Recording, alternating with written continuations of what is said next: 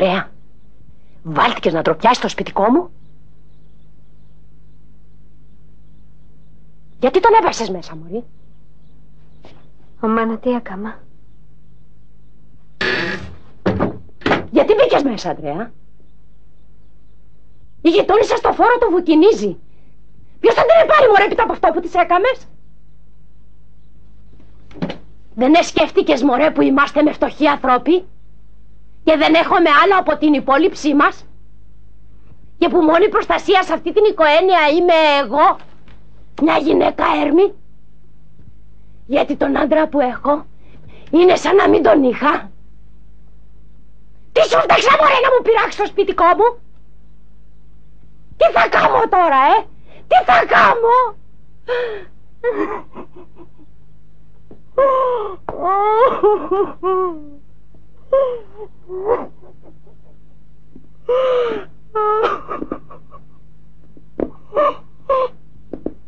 Σκιώρα επιστήμη. Όλο τον Μπόργο με γνώρισε τίμιανε. Και εσύ η ίδια.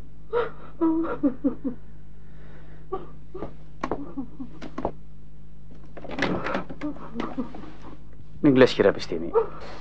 Άκου να σου πω. Τη Ειρήνης εγώ την αγαπώ και την επέρνω και σήμερα θέλεις. Μόνο ξέρεις την περίληψη του σπιτιού μου. Ο πατέρας μου άφηκε χρέγια. Το σπίτι μας είναι υποθηκιασμένο. Με 2 χέρια παλεύω κι εγώ να σώσω την υπόλοιψη του σπιτιού μου. Τι δίνεις, χειρά επιστήμη? Τον άνθρωπό μου και την ευχή μου. Είμαστε με φτωχοί και το ξέρες. Είσαι τίμιος και την αγαπάς, πάρτινε. Την επήραξες. Χωρίς τίποτα. Είμαστε με φτωχοί και το ξέρες. 300 τάλαρα είναι η μερίδα της. Αυτά είναι όλα. Την αγαπάς, πάρτινε. Για τα άλλα έχει ο Θεός. Δουλευτάδες είσαστε. Ποιον έχετε ανάγκη? 300 είναι σαν τίποτα, σιωρά επιστήμη. Δώσ' μου τουλάχιστον 600 να λευτερώσω το σπίτι μου. Ανδρέα, δουλευτάδες είμαστε με. Ποιον έχουμε ανάγκη? Καμιά γυναίκα στο σόι μας δεν εδούλεψε. Δεν θα δουλέψει η δική μου. Δεν θέλω να ξεπέσει κι άλλο το σπίτι μου. Θέλω να είσαι κυρά στα χέρια μου. Δώσ' τα, μάνα, τα 600, σε παρακαλώ, δώσ' τα, τα έχεις. Τι λες, μωρή?